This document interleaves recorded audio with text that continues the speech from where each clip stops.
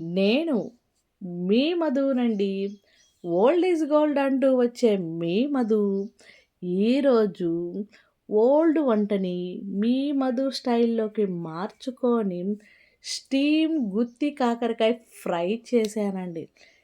కాకరకాయ లవర్స్ అందరూ కంపల్సరీగా ట్రై చేసుకొని తినేటట్టుగా అద్భుత ప్లేట్ అందుకోరా నటరాజా అంత వేడి వేడి రైస్ పెట్టుకొని ఏ మొహమాటం లేకుండా సాంబారు లిక్విడ్గా కలుపుకొని అలా నోట్లో పెట్టుకొని ఇలా మన కాకరకాయ కొరికినామంటే రా నటరాజా టేస్ట్ అయితే అద్భుత మాటల్లే మాట్లాడుకోవటం లేదు. అలా ఉంటాది లెక్క. ఫుల్ వీడియోలోకైతే వెళ్ళిపోదాం వచ్చేయండి. ముందుగా మన ప్లేట్‌లో ఉండే పదార్థాలే మన మసాలాలు అన్నమాట. ఎండుమిరపకాయలు, ధనియాలు, ఎర్రగడ్డ, తెల్లగడ్డ, అల్లం, జీలకర్ర, చింతపండు, అంత కరివేపాకు. ముందుగా స్టవ్ ఆన్ చేసుకొని, హీట్ చేసుకొని, మన పదార్థాలన్నిటిని ఆయిల్ వేయకుండా, హైలో పెట్టకుండా, సిమ్‌లో పెట్టుకొని వాటిల్ని సుత్తమారంగా డ్రై ఐటమ్స్‌లోంచి ఒక మంచి స్మెల్ వస్తదబ్బా! ఆ స్మెల్‌ని ఆస్వాదించండి. తెల్లగడ్డకి చెక్కు తీయలేదా అనబాకండి. పీచు పదార్థం శరీరానికి చాలా మంచిది. తెల్లగడ్డకి ఎవ్వరు చెప్పినా తీయననుకోండి. అంతే అనమాట. అలా వేయించిన దాన్ని ఇంకో ప్లేట్‌లోకి తీసుకోండి. చల్లారిన తర్వాతే మీరు మిగతా ప్రాసెస్‌లోకి వెళ్ళండి. మిక్సీలోకైతే వేసేయండి. చల్లారిన తర్వాత అంత కల్లుప్పేసి ఒక రౌండ్ కొట్టండి. కచ్చాబిచ్చా అయిన తర్వాత ఒక ఎర్రగడ్డ తీసుకొని కచాబిచ్చా తరిగి మనం మిక్సీలోకి ఎర్రగడ్డ వేసుకున్న తర్వాత మన కారప్పొడి మనం వేసిన వెండి మిరపకాయల్లోనే సరిపోదు. అందుకోసంగా ఒక స్పూన్ గానీ, 1.5 స్పూన్ గానీ మంచి క్వాలిటీ అయిన కారప్పొడిని యాడ్ చేసుకోండి.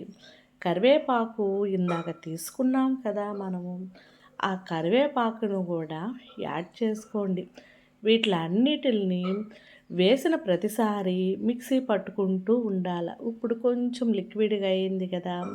ఒక అర స్పూను పసుపు పొడి తీసుకొని దాన్ని కూడా యాడ్ చేసుకున్నాక ఎక్కడ వాటర్ గట్రా వేయకుండా వేసిన ప్రతి పదార్థానికి మధ్యలో మిక్సీ పట్టేసుకోండి.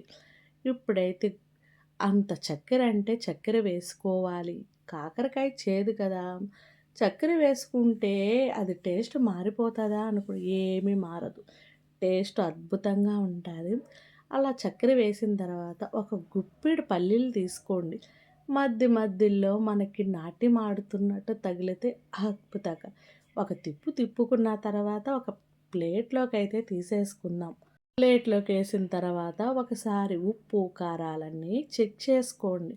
ఒక అరగుప్పుడు కొత్తిమీర తీసుకొని దానిని కూడా యాడ్ చేసుకోండి.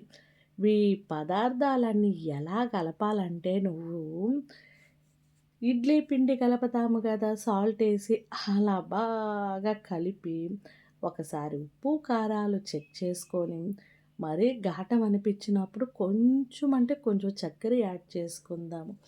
వీటిలన్నిటిని కలిపింది చూడండి.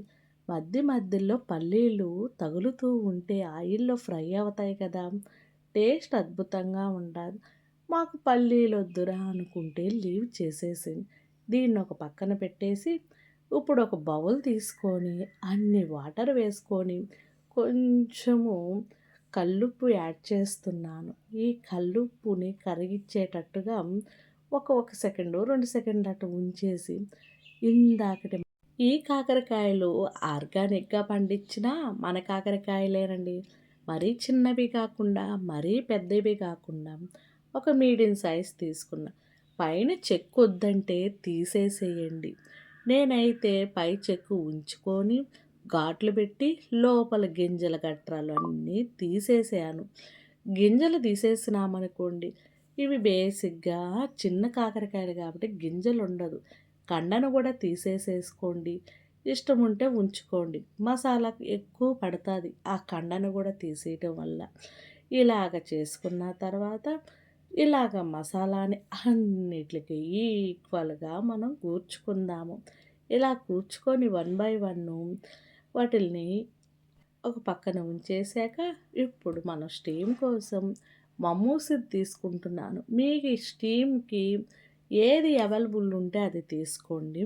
దాంట్లోకి ఈక్వల్‌గా ఇలాగ అరేంజ్ చేసుకోండి. స్టీమ్ ఇవ్వటం వల్ల ఏందంటే, కాకరకాయ మెత్తబడతాది.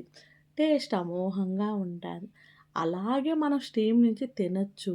అయితే ఇది వంకాయ అయితే తినొచ్చు. కాకరకాయ కాబట్టి చేదుంటాది. అందుకోసం మళ్ళీ ఆయిల్‌లో ఫ్రై అయిందంటే బాగుంటాది తినేదానికి. అలా ఒక 10 మినిట్స్ స్టీమ్ ఇచ్చి, ఇప్పుడు మన స్టీమ్ ఇచ్చిన కాకరకాయ ఎలా ఉందో చూద్దామా బుజ్జీ. 50% అయితే మనకి అలాగే తినేయొచ్చు.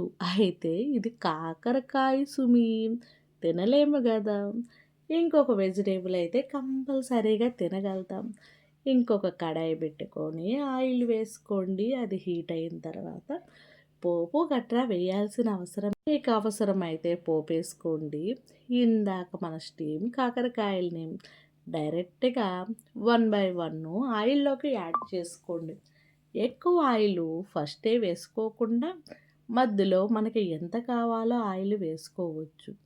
అలా వన్ బై వన్ మన కాకరకాయలన్నీ ఆయిల్లోకైతే వెళ్ళిపోతున్నాయి. వీటిల్ని సిమ్‌లోనే ఫ్రై చేసుకోవాలి.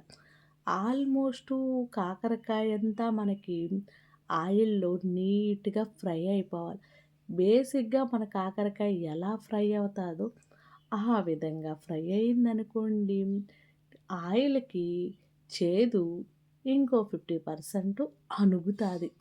అందుకోసం అలా వాటిల్ని సర్దేసిన తర్వాత మనం కొంచెం సేపు అలా స్టీమ్ ఇచ్చినట్టు మూత పెట్టేసినామనుకోండి, అన్నీ ఈక్వల్‌గా ఫ్రై అయ్యేదానికి ఛాన్సెస్ ఉంటాయి. ఈ ప్రాసెస్ అంతా కనీసం మనకు ఒక 10 నిమిషాలో, 15 నిమిషాలు పడతది. అలా ఇలా తిప్పుకుంటూ ముందుకి, వెనక్కి స్టీమ్ ఇచ్చుకుంటూ, అలా ఇలా తిప్పుకుంటూ ముందుకి, వెనక్కి స్టీమ్ ఇస్తూ ఆల్రెడీ మనకు 50% కుక్ అయిపోయింది. అయితే చేదుని తరిమి కొట్టటాని కోసము ఇది ఆయిల్‌లోనూ అలా చేస్తున్నాననమాట. కంపల్సరీగా తయారు చేసుకొని తినండి. టేస్ట్ అద్భుతహం. ఇందాక మనకి మసాలా పెట్టినప్పుడు కొంచెమైనా మసాలా మిగిలుండాలి గదా! ఏదది కొంచెం కరివేపాకు యాడ్ చేసుకొని, ఇందాకటి మన మసాలా ఉంది గదా! మిగిలిన ముద్ద, ఆ ముద్దను గూడా యాడ్ చేసుకోండి. 50% మనకు ఆయిల్‌లో ఫ్రై అయిన తర్వాత అనమాట ఈ అన్నంటే అన్ని ఎర్రగడ్డలు వేసుకోండి. ఏసుకున్న తర్వాత కొంచెం కంపల్సరీగా సాల్ట్ అనేది వేసుకోండి. లోపల గదా మసాలా ఉండేది. బయట గాదు గదా! బయట మనం నోట్లో పెట్టంగానే సప్పగుండకూడదంటే అంత సాల్ట్ ఏసుకొని అన్నిటిల్ని సేమ్ ప్రాసెస్ అండి. అటు మీరు చిన్నంగా ఏం గలబెట్టబల్లే ఇది. కొంచెం మంచిగానే కలబెట్టి స్టీమ్ ఇస్తుంది. కలిపి స్టీమ్ ఇస్తున్నాను. దీని ప్రాసెస్ అంతా ఇలా జరిగినాక ఆయిల్ అంతా మన కాకరకాయకి పట్టేసుకున్నదనుకోండి, అప్పుడు మనకి చేదు పోయి మంచి టేస్టీగా ఉండే స్టీమ్ గుత్తి కాకరకాయ ఫ్రై అద్భుతంగా అనిపిస్తది. చూసేదానికి పెద్ద టైంలా అనిపిస్తది కానీ, దీని ప్రాసెస్ చాలా అంటే చాలా ఫాస్ట్ ఉంటదండి. ఇంకా మన ఫ్రై అయితే అయిపోయింది. చూస్తూ ఉంటేనే నోరు ఊరిపోతుందబ్బా నాకైతేను. ఎందుకంటే కాకరకాయ లవర్స్‌కి మాత్రమే అలా. మిగతా వాళ్ళకి ఆ కాకరకాయ అంటేనే ఆ చేదుకి తట్టుకోలేక కిలోమీటర్ పరిగెడతారు. కొంచెం మళ్ళీ సాల్ట్ ఏమన్నా తగ్గిందేమో చూసుకోండి. అంత చక్కెర వేసుకోండి. చక్కెర ఎందుకు చెప్తున్నానంటే, ఆర్గానిక్‌గా పండిన కాకరకాయ ఇంకా చేదుగా ఉంటాయి. దాని గుణాన్ని ఎక్కువ ఎగజల్లుతాది. అందుకోసంగా నోట్లో పెట్టంగానే మంచి ఫీల్ రావాలి కదా సుమి! వేడి వేడిగా మన కాకరకాయ అయితే రెడీ అయిపోయిందండి. అలా తీసుకొని ఇలా కొరుక్కొని తింటూ ఉంటే అద్భుతహ! ఏ కాకరకాయ చేసుకున్నాక దాని కాంబినేషన్ చేసుకోపోతే ఎలా? శనివారం కదా! వేడి వేడి రైస్‌కి, సాంబార్‌కి, కాకరకాయకి వరెవ్వా! నైస్ కాంబినేషన్ అండి. అలా వేడి వేడి రైస్ కలుపుకొని మొహమాటం లేకుండా పెద్ద పెద్ద ముద్దలు తీసుకొని అలా నోట్లో పెట్టుకొని ఇలా ముద్దకి మన కాకరకాయని కొరుక్కొని తింటే అద్భుతహ!